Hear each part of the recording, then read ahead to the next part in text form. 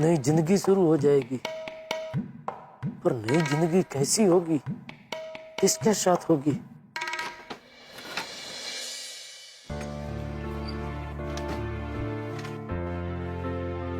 क्या हुआ बबीता जी, कुछ चाहिए? दया को जगाओ।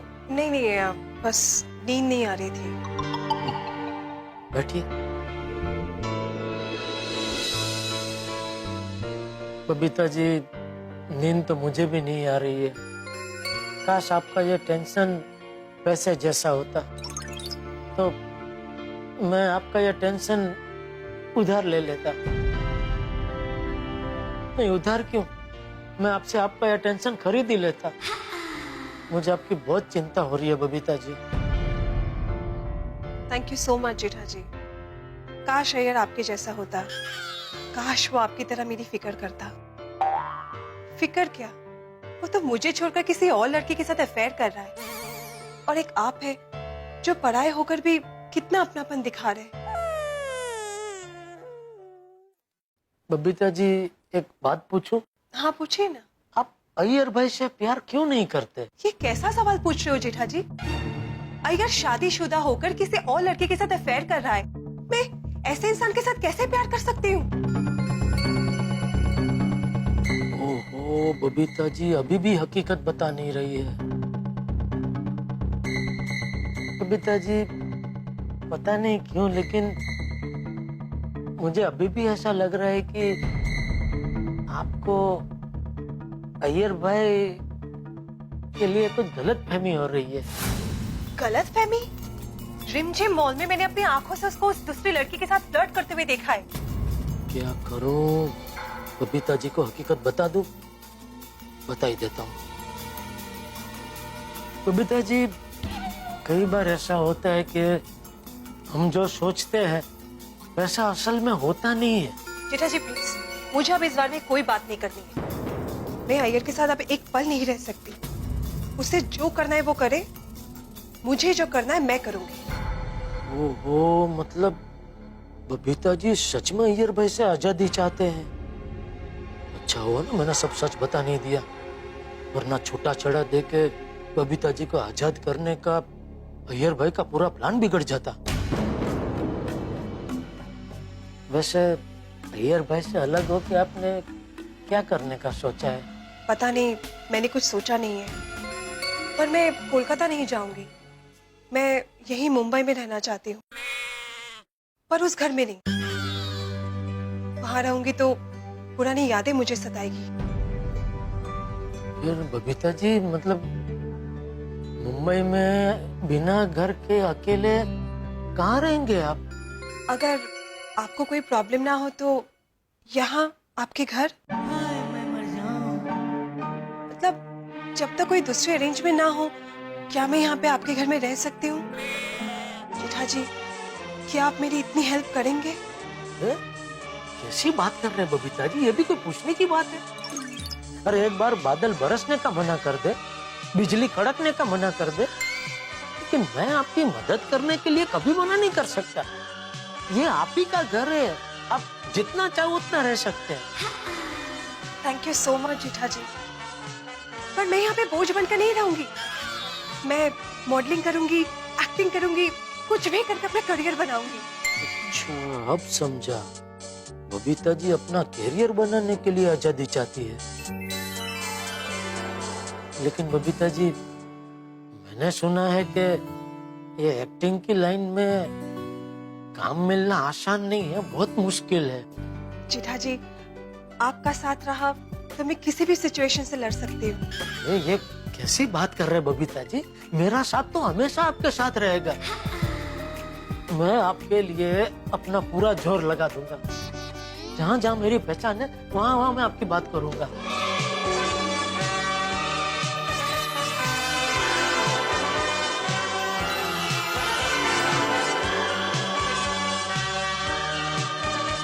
क्या हुआ बबीता जी? कुछ नहीं, सोच रही थी आप अगर नहीं होते तो मेरा क्या होता। जेठा जी, आप मेरा इतना ख्याल क्यों रखते हैं? ख्याल तो रखना पड़ेगा ना बबीता जी। हम अच्छे पड़ोसी जो है। गलत। तो इतनी परवाह कोई पड़ोसी नहीं, कोई अपना ही करता है। समझ में नहीं आता है आपका और मेरा क्या रिश्ता है। ऐसा लगता है कि पिछले जन्म की हमारी कुछ लेना देनी बाकी रह गई होगी। मत। बबीता जी, मुझे लगता है हमारा रिश्ता एक अच्छे और सच्चे दोस्त का है। You're absolutely right। जब कोई दोस्त तकलीफ में होता है ना, तो उसकी मदद उसका सबसे अच्छा और सबसे सच्चा दोस्त ही करता है। जेठा जी, आप सच में मेरे सबसे अच्छे दोस्त हो।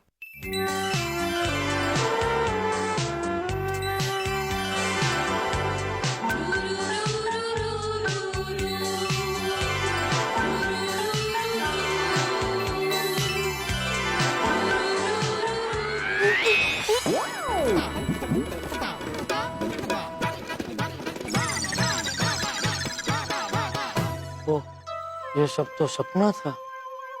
ये भगवान, ये सब क्या हो गया?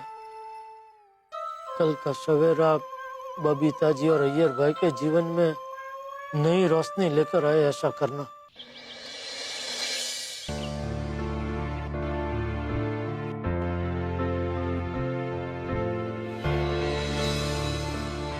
अय्यर भाई, गुड मॉर्निंग। अभी मेरा मॉर्निंग गुड कहाँ है? अय्यर भाई, चाय लाया हूं आपके लिए। लेकिन अय्यर तो कॉफी पीता है अब्दुल। अदरम, आज मेरा पूरा लाइफ बदलने वाला है, तो फिर कॉफी की जगह चाय आ गया तो क्या फर्क पड़ता है? Abdul, thank you.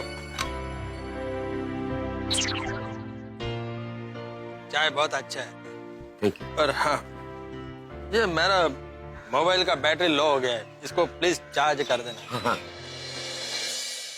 आप गोकुलधाम के फ्रेंड्स नहीं होते तो न जाने मेरा क्या होता। अय्यर, अभी वो सब बातें छोड़ो, तुम घर जाके जल्दी से तैयार हो जाओ। वो वकील साहबा 9 बजे आने वाली है। फाइनली बबीता जो चाहता है वो हो रहा है। बबीता जी, कॉफी पी लीजिए, ठंडी हो रही है। आप कॉफी पी लीजिए, फिर हम नीचे जाते हो। वकील मैडम के आने का भी टाइम हो गया है। बेटा, ऐसे क्यों बैठे हो भाई? हाँ बेटे भाई, क्या हुआ? पोपटलाल, क्या सुविचार लिखो, कुछ सूझ ही नहीं रहा है। कैसे सूझेगा? इस वक्त सोसाइटी में जो कुछ चल रहा है उससे सबका दिमाग काम करना बंद हो गया।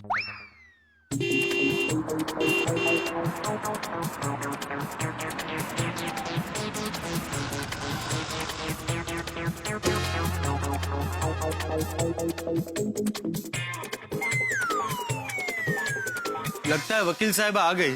हाँ, 9 बज गए, टाइम की बहुत पक्की है। चलो मिलते हैं। नमस्ते नमस्ते। जेठालाल जी का घर कहाँ है? जी, इसी विंग में है, बी विंग में। आप मैं एडवोकेट मीनाक्षी। अच्छा, मैं आत्माराम तुकाराम भिड़े, इस गोकुलधाम सोसाइटी का एकमेव सेक्रेटरी। और मैं वरिष्ठ युवा पत्रकार पोपटलाल, इसी सोसाइटी में रहता हूँ। आप वो अय्यर भाई और बबीता जी के डिवोर्स के केस के सिलसिले में आई है ना? जी। उसकी मीटिंग हमने हमारी सोसाइटी के क्लब हाउस में रखी है। क्लब हाउस में? ये हस्बैंड वाइफ का पर्सनल मैटर है या पूरी सोसाइटी का मैटर है? नहीं, आपकी बात सही है, लेकिन हमारे सोसाइटी में कोई भी मामला पर्सनल नहीं होता है। क्या हम सब एक परिवार की तरह रहते हैं। जी, ये तो मैंने भी बहुत सुना है कि गोकुलधाम सोसाइटी पूरे परिवार की तरह है। मैं जेठालाल को बुलाता हूँ। जेठालाल, ओ जेठालाल, वकील साहब आ गई है। आहो, अभी भी वक्त है, अय्यर भाई को समझाइए ना। माधवी, मैंने समझाया उसे, लेकिन वो मेरा स्टूडेंट नहीं है जो मैं उसको बार बार समझाऊं। वो साइंटिस्ट है, साइंटिस्ट, वो कुछ समझदार है। कमाल है, आपके दोस्त ने इतनी बड़ी गड़बड़ की, इतना सब कुछ हुआ और आप उसको समझदार कह रहे हैं? अरे आप लोगों ने मिलकर उसको जरा समझाना चाहिए। गोपाल भाभी, आपको क्या लगता है कि नहीं समझाया होगा? फिर बहुत समझाया, लेकिन कोई समझने को तैयार ही नहीं, तो हम क्या कर सकते हैं? सही बात है।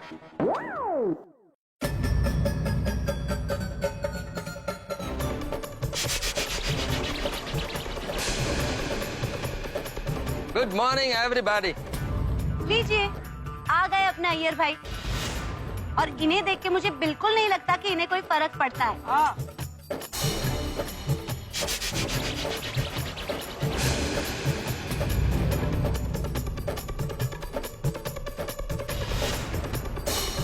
मेरे को भी ऐसा ही बिहेव करना पड़ेगा, वरना किसी को भी शक हो जाएगा। लफड़ेबाज के तेवर तो देखो। बापू जी, अय्यर भाई लफड़ेबाज नहीं है। क्या? कुछ नहीं। तो आप हैं बबीता जी के हस्बैंड? जी बबीता जी, ये है हमारे वकील मीनाक्षी जी। हेलो। हाय। अय्यर भाई कल पूरी रात मंदिर में सोए थे। माताजी ने जरूर उनको सद्बुद्धि दी होगी। दया भाभी, जिस तरह से अय्यर भाई ने बबीता से मुंह फेरा है ना, उसे लगता तो नहीं है। बाप रे बाप, इतना बेशर्म इंसान मैंने पहले कभी नहीं देखा है। आप लोग भी क्या कर रहे हैं? आप लोग यहीं शुरू हो गए। हम लोग क्लब हाउस में जाते हैं, वहाँ बैठ के शांति से बात करते हैं। हाँ सही बात। हाँ चलो चलो चलो हाँ, चलो भाई, चलो।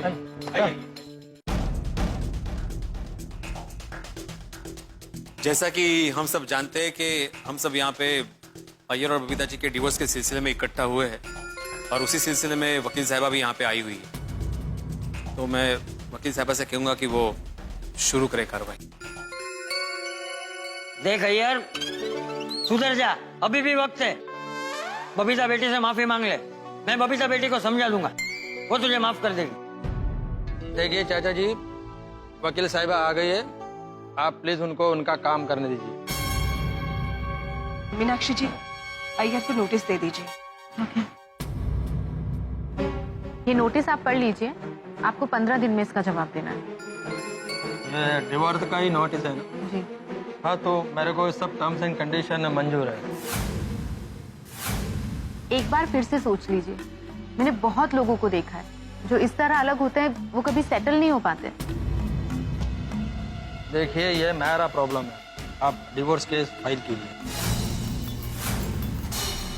अय्यर भाई, आप अभी भी सोच लीजिए। बबीता जी जैसी पत्नी को छोड़कर आप वो चिबावली के साथ खुश रह पाओगे? लेकिन बबीता तो सुखी रहेगा ना? दया भाभी, मैं सीडी के साथ ज्यादा खुश रहेगा। भाऊ, इस नफट को समझाने का कोई फायदा नहीं है। ए भाई, तू जा यहाँ से, वरना मुझसे बुरा कोई नहीं होगा। चल निकल यहाँ से, निकल निकल। बाबूजी शांत हो जाए, शांत हो जाए। बाबूजी प्लीज शांत हो जाए। अरे बापूजी प्लीज। जा बैठ जा, टिटिया बैठ जा। ओके। एक मिनट अय्यर भाई, ऐसी सिचुएशन में बबीता जी अकेले कहाँ रहेंगी? ये डिवोर्स आपके अफेयर की वजह से हो रहा है, तो ये घर आपको उन्हें देना पड़ेगा। ठीक है, मेरे को मंजूर है।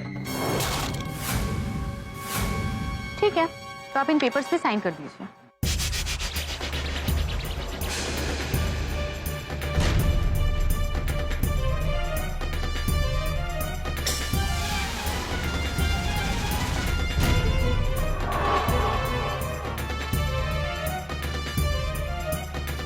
बबीता जी, आप यहाँ साइन कर दो।